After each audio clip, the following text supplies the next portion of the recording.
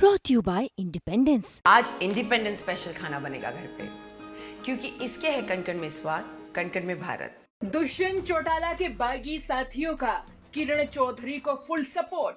मुस्कुराती हुई किरण चौधरी दिखी फुल पावर में।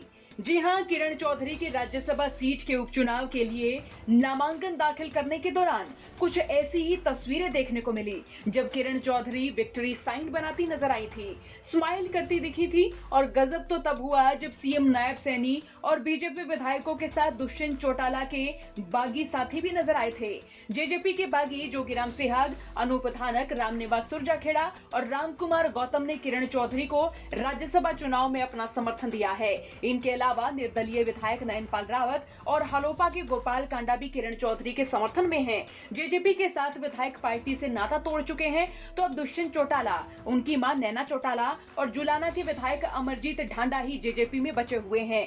एक और दुष्यंत चौटाला राजनीतिक गुलझट में फंसे हुए नजर आ रहे हैं, तो वहीं दूसरी ओर किरण चौधरी अपनी राजनीतिक गुलझट सुलझाने में लगी हुई हैं। किरण चौधरी की राज्यसभा सीट पर जीत पक्की ही मानी जा रही है, क्योंकि कांग्रेस विधानसभा में पर्याप्त विधायक न होने की बात कहकर उम्मीदवार उतारने से इनकार कर चुकी है। कह सकते हैं कि 20 साल बाद किरण चौधरी की राज्यसभा जाने की इच्छा पूरी हो सकती है।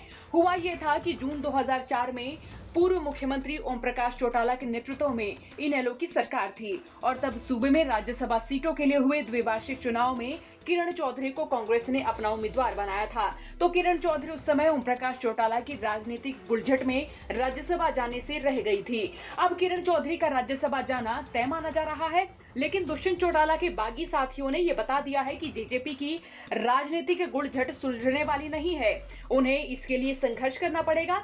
सत्ता से हटने के बाद जेजेपी लगातार टूट रही है। जेजेपी एक डूबता जहाज बन चुकी है। अब पार्टी के पास ना तो संगठन बचा है और ना ही विधायक। इसलिए जेजेपी शायद उन सीटों पर फोकस कर रही है जहां साल 2019 के चुनाव में जेजेपी दूसरे या फिर तीसरे नंबर पर रही थी। कह सकते हैं कि विधानसभा चुनाव कई नेताओं की राजनीतिक दिशा और दशा बदलने वाला होगा, लेकिन राज्यसभा उपचुनाव की इस तस्वीर ने किरण चौधरी में कॉन्फिडेंस दिखाया है, तो वहीं दुष्यंत चौटाला के लिए तगड़ी राजनीतिक गुलझट भी दिखा दी है। अब देखते हैं इस चौधर की चौरस में आगे क्या होता है। आपका दुष्यंत चौटाला की पार्टी और किरण चौधरी के राज्यसभा जाने पर क्या कुछ कहना है, कमेंट बॉक्स में जरूर लिखें। हरियाणा तक के साथ जुड़े रहिएगा। ब्यूरो रिपोर्ट, हरियाणा तक।